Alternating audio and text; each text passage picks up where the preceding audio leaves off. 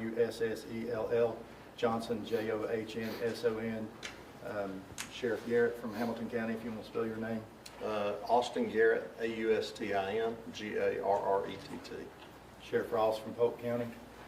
Steve, Steve, Ross, ROSS. And Chief Deputy Brian Malone from Meigs County. BRIANNALONE.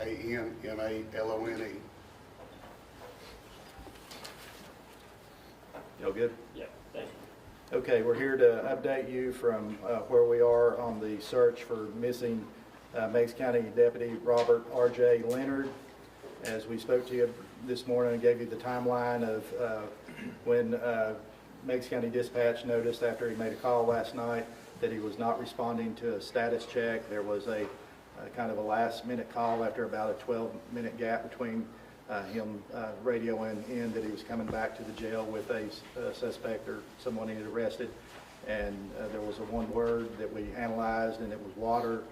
He had sent a text to his wife and said arrest. It was his first arrest. Keep in mind, he's been with Meigs County Sheriff's Department just since December, so this was his first arrest. His wife responded, "That sounds great," or "That sounds good," and you know, we know that never went through. Using special techniques, we figured out the water comment, and then the triangulation of his cell phone, and using the Life 360 to figure out he was pretty near the Highway 60 bridge where he made the stop, but 12 minutes late. We told you how that led us with TWRA searching the lake, thinking maybe a body's gone in the river from the bridge or something. They eventually located what we thought was a car. Using TWRA along with the Hamilton County dive team, the Monroe County Sheriff's Department dive team, confirmed it was a vehicle, size and shape consistent, giving you little text reports and some pictures throughout the day that we finally determined it was his vehicle. The ROV, underwater remote vehicle, determined the license plate number in the Meigs County and 911 on the side of the vehicle, and we confirmed that that was Deputy Leonard's vehicle. It took us a while. I'm going to ask Sheriff Garrett to explain the process of getting the dive team getting in the water, hooking up to the wrecker to try to get it out of the water. Keep in mind, as we explained before, I told you before, it was nose in but upside down, wheels up, so engine toward the bottom. We knew that the trunk had come open, as what happens on impact. The air compresses and quickly moves towards the back, and the trunk blows open, so that's no big deal. So we were interested to see what was inside. I talked to the TVA police to try to determine what was going on up at Watts Bar Dam last night as far as flow. Were they releasing or what was going on? Because when they finally got the vehicle turned over in the water, got out of the water, there was a whole lot of mud. Mixed result, there is a body in the back seat of the car covered by a lot of mud. We know what I did immediately when it's out, asked the Tennessee Highway Patrol trooper sergeant that's controlling the scene for them to examine the vehicle, along with the medical examiner from Meigs County, Shane Roberts, one of the officers or agents from TWRA, and then TBI to let them take care of the examination part of the car. So we've got a person in the back of the vehicle. We think it's the female subject that was arrested. We don't have an identification yet or confirmation on any of that. A lot of mud in the front seat, but no body in the front seat. Just before I got here, TBI called and said definitely the driver's side window was down when it hit the water. They believe the divers in the remote were not able to determine if windows were up or down or cracked or not, and there's the process that the sheriff may talk about. You know, some of that may happen in the water, getting the vehicle out. So, you know, we don't know what to make from that. You know, was he driving with his window down when he went in the water? Sheriff will explain the difference and what happens there. But at this point, we're moving forward with a search with the same folks that helped retrieve the car from the water, TWRA, the Hamilton County Sheriff's Department, I assume Monroe County, EMS, and who else is going to be involved with that? Highway Patrol is still involved, TVA Police is still involved. Pretty much every agency will remain on site. Okay. The only thing that's really changed, you know, when I said before, hey, if it's like we think it's going to be, and it's clear what's happened with the deputy in the car in the front seat ostensibly, and the person arrested in the back seat. It would be a Tennessee Highway Patrol, treat it like a vehicle accident. So at this point, without the deputy being there, nothing really significant about it. It's just a matter of who has control. Predicated it to the Tennessee Bureau of Investigation. They will continue to help and work the investigation, go through the car with the medical examiner and do what needs to be done. If and when the body's found in the lake, then it's back to Tennessee Highway Patrol. So there's the logistics with that, how it's going to operate with investigations going forward.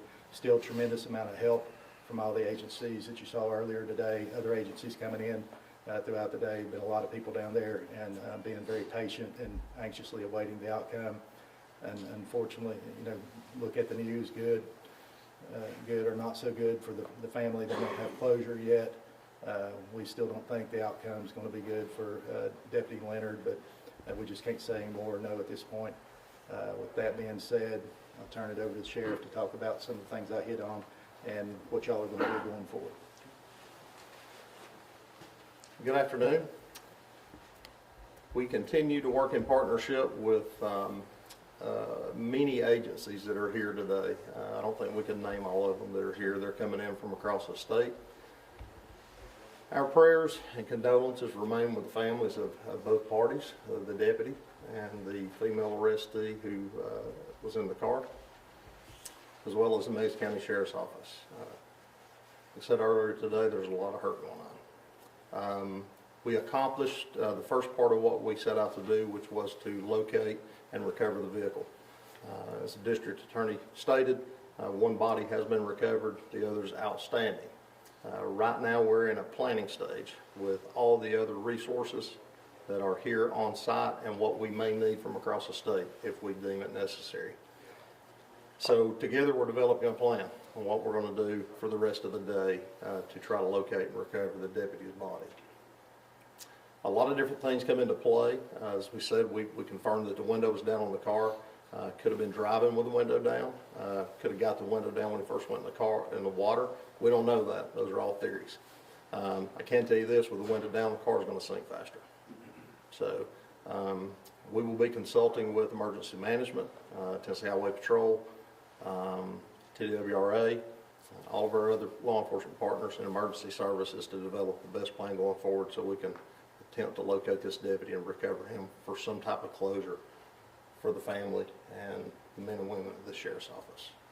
If you have any questions for me, I'll be glad to take those now, or I can answer them later. Why don't we let Chief Deputy Malone speak real quick. If I didn't say it earlier, Sheriff Jackie Melton had to go to a funeral that he had already pushed back leaving for, so he was unable to be with us. But Chief Malone, we've been in contact with the family. I know I personally talked to the mother in New York, and she's trying to find a way down here.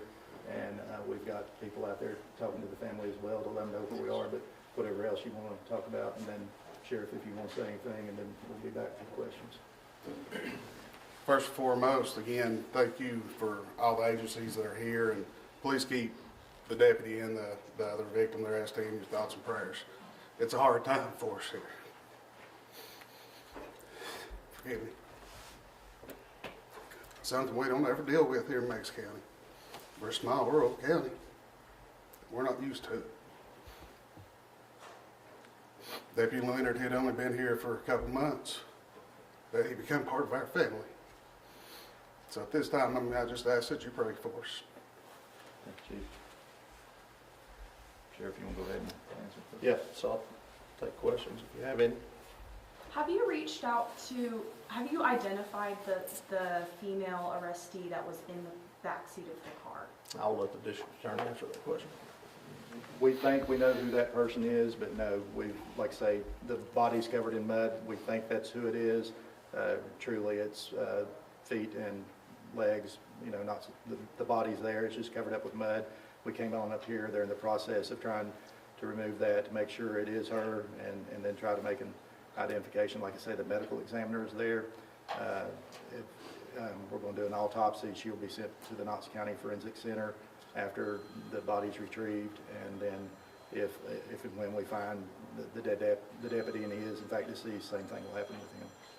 Have you reached out to that family of the person you suspect it could be, of the arrestee? Yes, the sheriff's office sent someone there earlier today. Have there been a history of incidents on Blacksburg Road heading into the river? Have you guys ever responded to any incidents like that, people driving into the water, especially at night? Yes, and actually about a couple of months ago, we had a female that she drove into the water. Thank goodness she survives, but there's been some over the years, but not a whole prevalent number, but there has been some.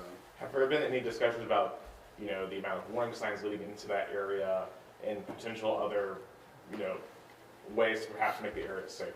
No, it's never really been discussed. There is stop signs, warning signs, there's rumble strips that say stop on it before you get down. But it is a dangerous spot because you kind of cross a hill, then you're down to the ramp and into the water. So, but it's never been discussed.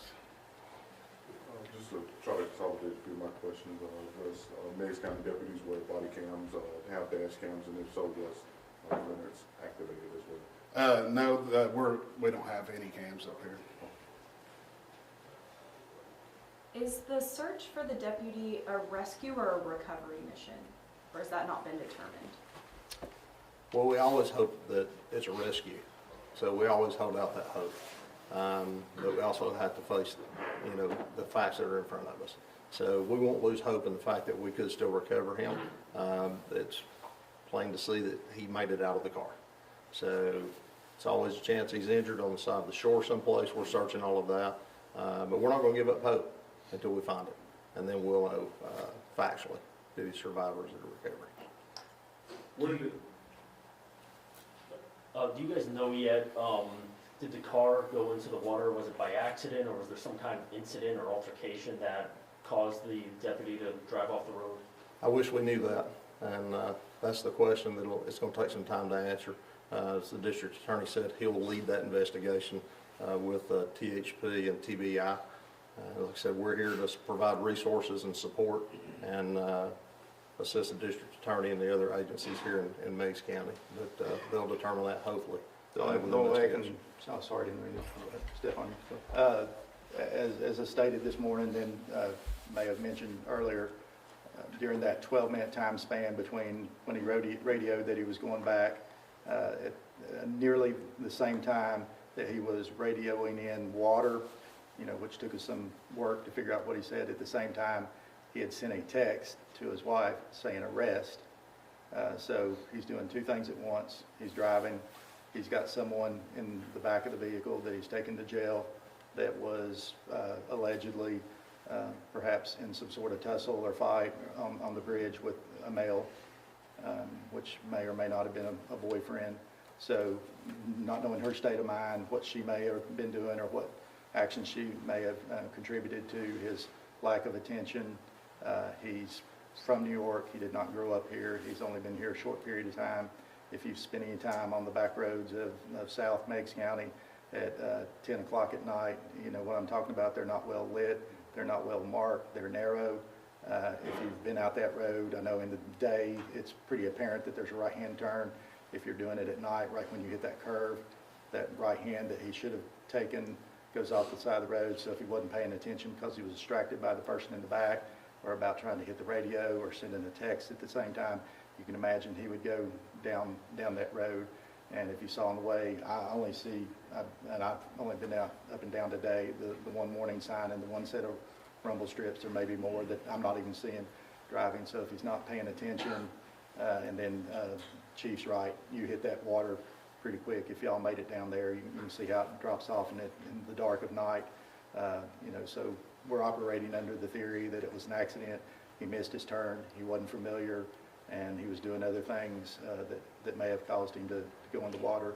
There's skid marks and some scratch marks too. So there's some indication that he was on the brakes, at least trying to stop. He didn't just say water on the radio. He kind of screams it out or something. It sounds like. So he was in some distress when he said it. So it sounds like just a unfortunate accident. But that's what we're going to try to get to the bottom of. And sorry, go ahead, Sheriff. No, I'm good. Where did he attend academy? Where the academy did he attend? Cleveland State. Cleveland State. And as well, for a first arrest, asking why was he alone? Actually, I meant to clarify that with the general, before this. It wasn't his first arrest. He's actually, yeah, and I meant to clarify, it wasn't his first arrest.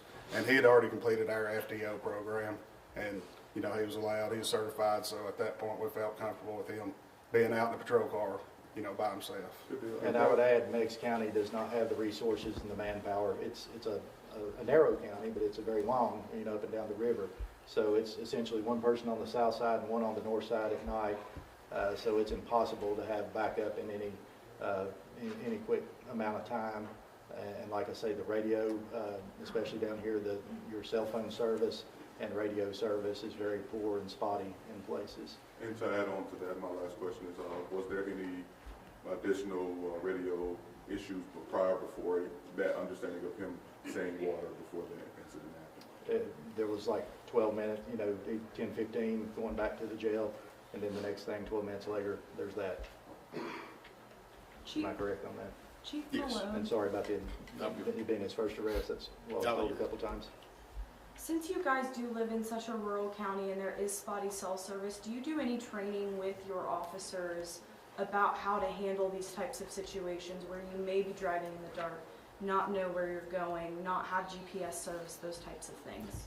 We don't do any additional specific training for anything like that. I mean, like I said with him, he just graduated the academy, 12 weeks of the academy. So 2 months, and then this year he'd have to do his 40 hours in service, which there's always the option to do more in service. But we don't have any specific training how to handle a situation like that, because, you know, that's something we've, you know, anybody that's been in law enforcement in Meigs County has known for a long time. Radio service has been a problem. Cell phone service has been a problem. In the past, dispatchers called residences where we've been on calls to get a status of us. It's something we've kind of dealt with for a long time. I have personally experienced it. I live in Loudon. They'll call me at night, hey, we have an overdose, a potential suicide, what could be a homicide. And, you know, they're having to go out to the main road to call me and said, I'm out here, but, you know, next 15 minutes I'm going to be out of service. It's always hit or miss to try to kind of figure out where you're going and what's going on. And, you know, cell phone service is cell phone service. As far as the radios, you know, they're kind of the same. Yeah. And resources in Meigs County from a financial standpoint are limited. That's why they're limited on trying to be able to get enough officers, pay them enough to come to Meigs County and to keep them when they do get here.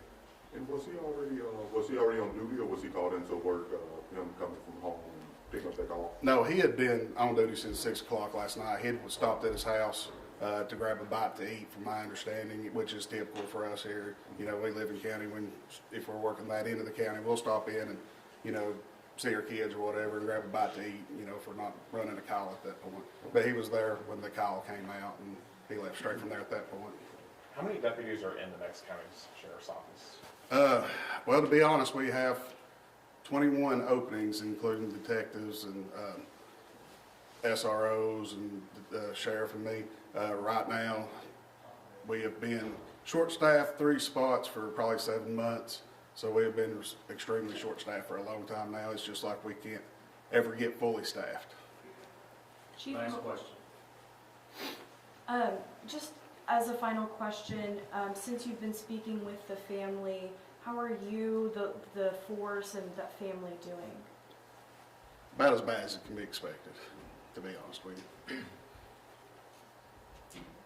Do you have any photo of the deputy you would like to share with us, or?